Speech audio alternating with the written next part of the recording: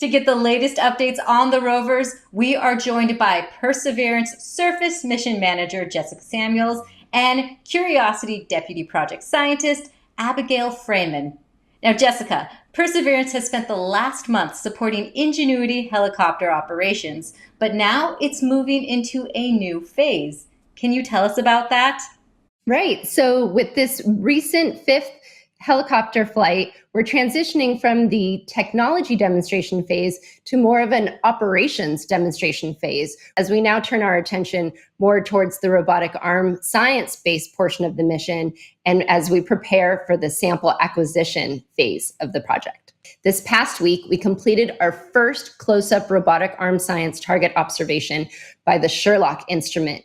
And as you can see here, the Watson side of that instrument was placed at different positions, getting closer and closer and closer to the surface and finishing at a mere 3.7 millimeters from the surface. And Perseverance is preparing to collect samples from Mars to bring back to Earth. How are those preparations going? Right. Well, in order to ensure that we are ready for this first one-of-a-kind leg of collecting samples and preparing them to bring them back to Earth, we need to ensure that we can safely place and load the robotic arm on the surface of Mars. So we first did this by loading the core drill and pushing against the rover itself, as you can see here in this image. The next day, we successfully demonstrated the capability of placing the core on the surface of Mars. And Perseverance has been on the move. How far has the rover driven?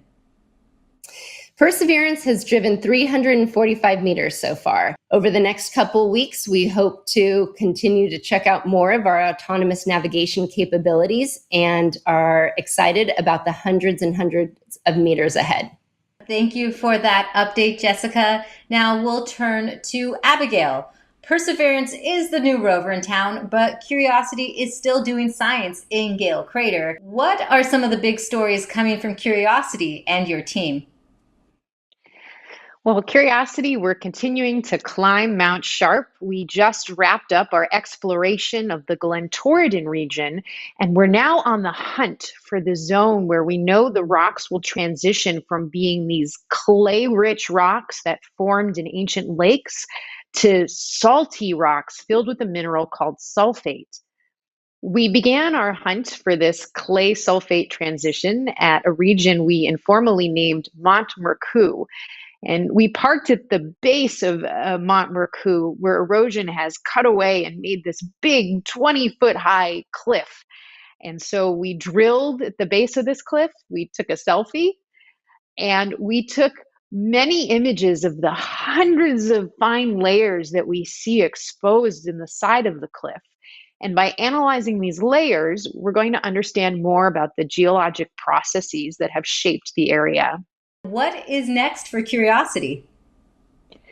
Well, after doing a bunch of science at the base of Mont Mercou, we turned around and we ascended to the top, where we took an absolutely spectacular 360-degree color panorama of our view. And I love this image because if you look off to one side, you can see the floor of Gale Crater, where Curiosity landed. We've since climbed over 1,300 feet to get to where we are now on the side of the mound. And if you look off to the other side, you can see the terrain further ahead. Those are the hills where we know the sulfate minerals will be from our orbital data. And so that is where we're headed. Thanks for the update, Abigail. And take a deeper dive on the mission websites mars.nasa.gov/perseverance and visit mars.nasa.gov/MSL for the Curiosity rover.